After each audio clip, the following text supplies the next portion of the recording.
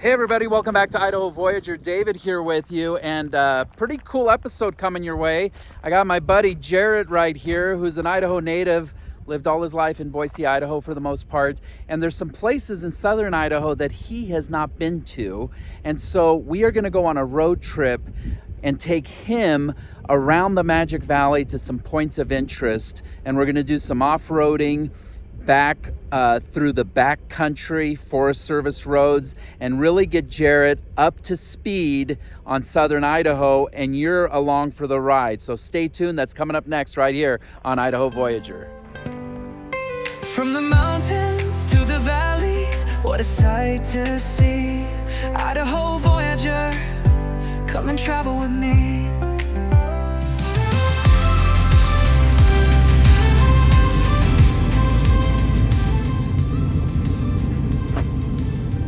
Welcome back, everyone. Our road trip began in Boise, headed east on Interstate 84. And since we got a late start on Friday, we decided to make a pit stop in Mountain Home for dinner. We had heard about a really good Asian restaurant near the Air Force Base that, according to Yelp reviews, is some of the tastiest and only Singaporean food in the state. So we gladly took the 10-mile sidestep off the interstate. And this is what we found. Oh, there it is. Shiaki. It's right there. Wow, look at this place. Turn right. Then the destination is on your left. Wow, look at this place. Okay. Arrived. So this is an interesting place. Here we are. I was mentioning that a big part of the success is likely... You want to park in the shade next to that guy? Look at me, backseat driving. So it could be that a big part of the success is the fact that they're feeding all the people at the Air Force Base. So let's check it out. Boy, this is an interesting place. Very interested to see how this goes. What do you think? I'm excited. I'm hungry. Okay, let's do it. We were not disappointed. This place doesn't look like much from the street, but wow, the food lived up to the hype. I think we're ordering two things and doing it family style. Okay, what are you gonna get? Lots of curry noodle. Okay. Jeez, look at this menu. Shiok, ridiculously delicious, that's what it's called, was just that. We ordered a hot pot, sizzling peppered beef, and a uniquely Singaporean dish named Char Kway Chow. All of it was ridiculously delicious and a great way to kick off the trip.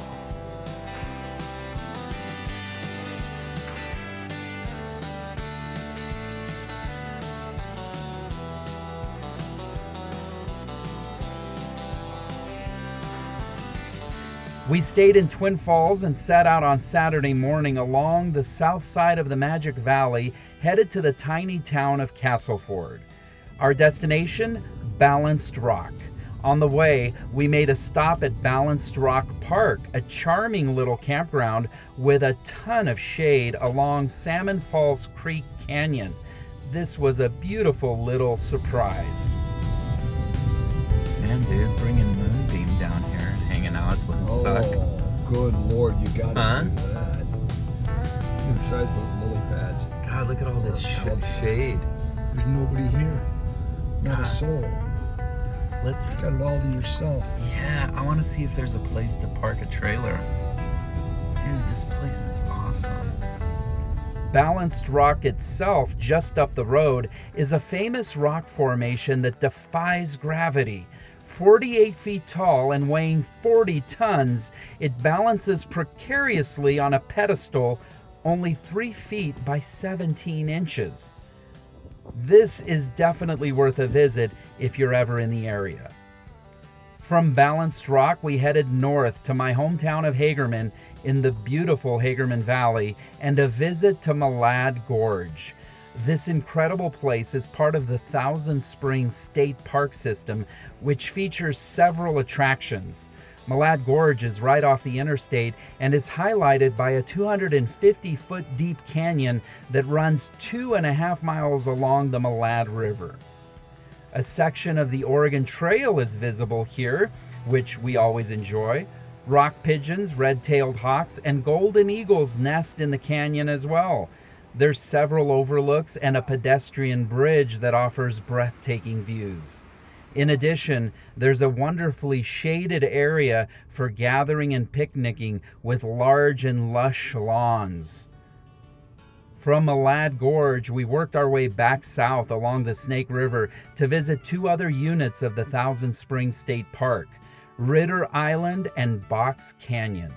Ritter Island is home to one of the last remaining areas of natural springs within the Thousand Springs complex. And on a hot day, the famous Mini Milner Spring waterfall offered a refreshing cool-down mist that was greatly appreciated.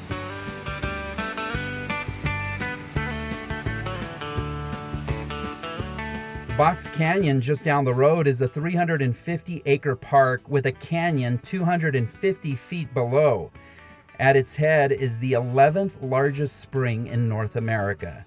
The mermaid tail-shaped spring is surrounded by blue pools that can be accessed carefully from the lookout above. And just around the corner is Blue Heart Springs, a magical, hidden blue and green lagoon just off the Snake River. Now keep in mind, this Blue Heart Spring can only be accessed by kayak or some other flotation device.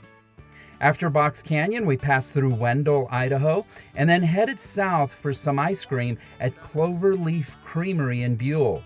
This family-run dairy is a very popular destination throughout Southern Idaho for their quality products, including, of course, the yummy ice cream.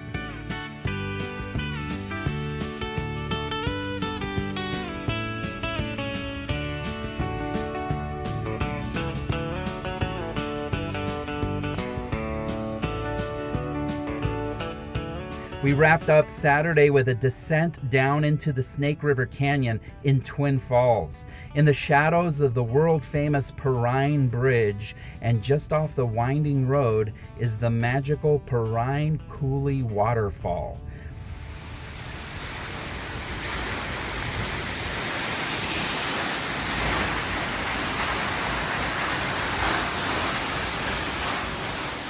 With a walking path right behind the falling water, this destination is both spectacular and not to be missed.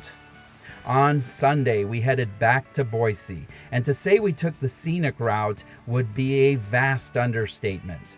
We headed north first to Shoshone, and then across to Gooding, and then up to Fairfield with a breathtaking overlook of the gorgeous Camas Prairie.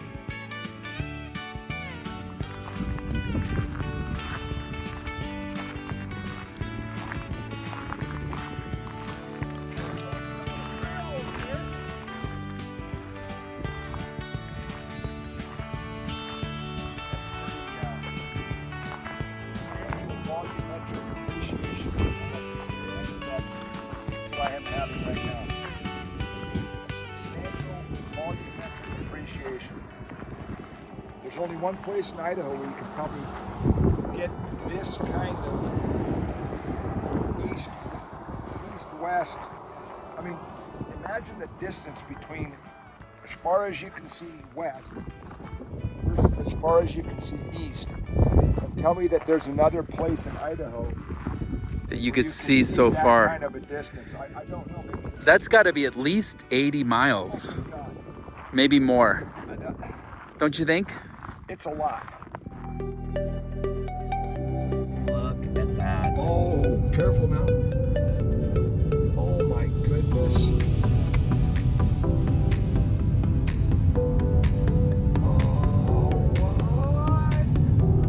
what? From Fairfield, we diverted up through Anderson Ranch Reservoir, visiting Pine and Prairie along the way, and then back to Boise along the South Fork of the Boise River. Always a magical route I've taken many times, but this was the maiden voyage for my friend Jeritt. And to be able to experience this place, which I know so well, vicariously for the first time through Jeritt's virgin eyes was a real treat.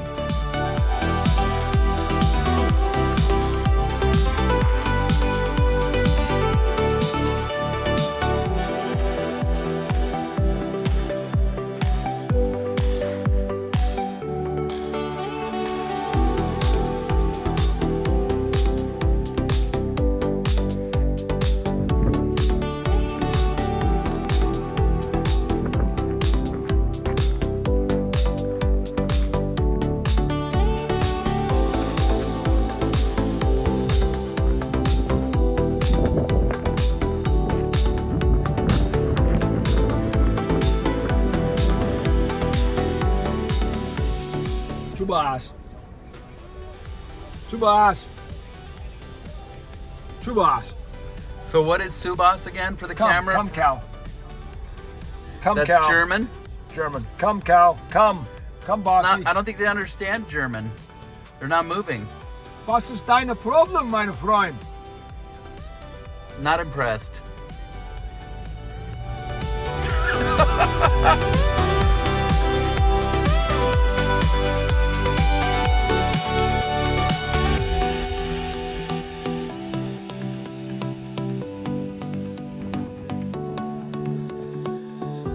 So we made it back to Boise. Jeritt just dropped me off here. We, by the way, really enjoyed riding in Jeritt's Bronco Sport Badlands Edition. So Jeritt, first time going to some of the places we went to in the Magic Valley in Southern Idaho. It was an epic trip, and you came up with 3 words to describe it. How would you describe the trip? I would describe the trip as all caps, epic, semicolon, long overdue. Yes, indeed, Jeritt. So, Idaho Voyager, making it happen, getting out, seeing things. Thanks for the wheels, Jeritt. What's the name of the rig? Joe, J-O, As in? Joe Vandal. There we go. Big Idaho alum here. All right, so that's Great going to job. do it. She did a great job.